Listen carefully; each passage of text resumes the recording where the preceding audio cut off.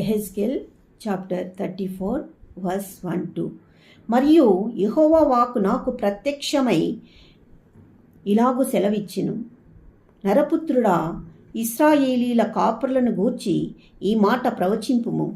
ఆ కాపరులతో ఇట్లనుము, ప్రభువగు యెహోవా సెలవిచ్చినదేమనగా, తమ కడుపు నింపుకొను ఇశ్రాయేలీల కాపరులకు శ్రమ, కాపరులు గొర్రెలను మేపవలని కదా అని వాక్యంతో మాట్లాడినాడు. మరియు కీర్తనలు 2nd చాప్టర్ వర్స్ 3, భూరాజులు యెహోవాకును ఆయన అభిషక్తునికి విరోధముగా నిలవబడుచున్నారు, ఏలికలు ఏకీభవించి ఆలోచన చేయుచున్నారు అని మాట్లాడినాడు. కాబట్టి కళ్ళు తెరచండి, ఇశ్రాయేలీల కాపరులు కళ్ళు తెరిచి దేవుని వద్ద మోకరించి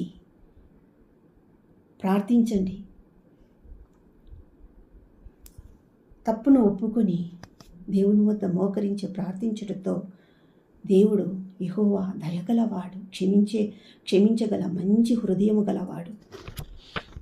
కాపరులు గొర్రెలను మేపవలను కదా అని ఆయన ప్రశ్నిస్తున్నాడు. దేవుడు మంచి కాపరులుగా ఉండి ఇశ్రాయేలీలను కాపాడండి. ప్రతి ఇంటికి ఒక్కరు ఉపవాస ప్రార్థనతో దేవుని వద్ద మోకరించి ప్రార్థన చేయండి. క్రైస్తవుల కోసము, ప్రపంచంలో ఉన్న సర్వ క్రైస్తవుల కొరకు, ఇశ్రాయేలీల కొరకు ఉపవాస ప్రార్థనతో మోకరించి ప్రార్థన చేయండి. ప్రతి క్షణము కాపాడే దేవుడు. మోకరించి ప్రార్థన చేస్తే ఆ మొర దేవునికి చేరుతుంది.